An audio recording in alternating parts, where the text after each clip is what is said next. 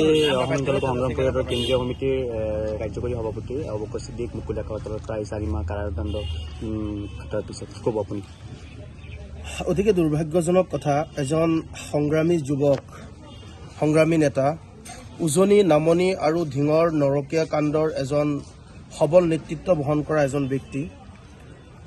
তেখেতে যেতিয়া সবল ভূমিকা পালন কৰিছিল সেই সময়ত কিন্তু দেখা গৈছিল যে এটা ভুৱা গোচৰত NDPS 21C লগাই পেলাই এই সংগ্ৰামী এটি কণ্ঠক স্তব্ধ কৰাৰ কাৰণে তেওঁলোকে প্ৰয়াস কৰিছিল।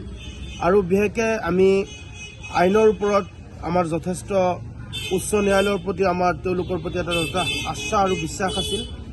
আৰু সেইটোকে আজি তেখেতক সম্পূৰ্ণ দোষমুক্ত বুলি ঘোষণা কৰি মুকলি আকাশৰ তললৈ আহিবলৈ দিছে।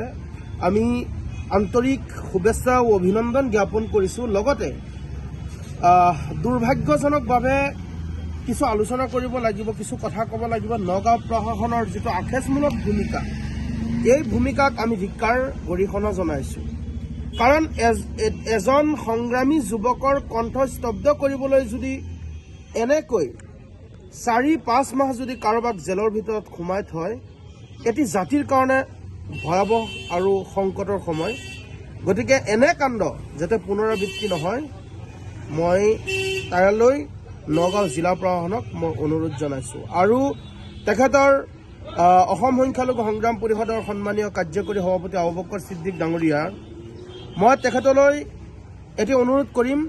তেখেতৰ যিটো নেকি আপোনাৰ কণ্ঠস্বৰ আছিলে, এই কণ্ঠস্বৰক তেখেতে কেতিয়াও বিলীন হ'ব দিব নালাগে।